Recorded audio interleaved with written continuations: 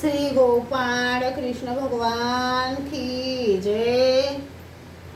लीळा number 171। सिंह नारायणाच्या देवळातील व्रतस्थ बायांना दरवाज्यात बसून सुखाचा अनुभव। एके दिवशी सर्वज्ञांना सकाळचा पूजा वसर झाल्यानंतर सर्वज्ञ सिंह नारायणाच्या देवळाकडे फिरायला गेले। त्या देवळाच्या सभा मंडपात बसले। तेथील व्रतस्थ बायांनी सर्वज्ञांना दंडोते घातली, श्रीचरणा लागल्या।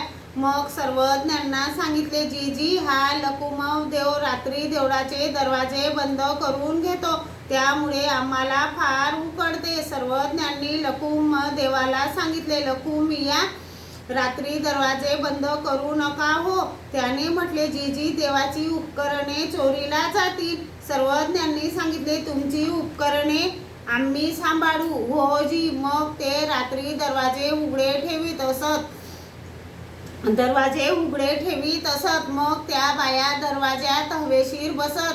सर्वज्ञ एखाद्याला सांभाळायला किंवा विचारपूस करण्यास पाठवीत असत।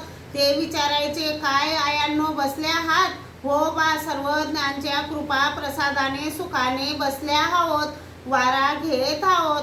सर्वज्ञ श्री चक्रधर स्वामी खूप दयाळू, मयाळू, कनवाळू, कृपाळू आहेत।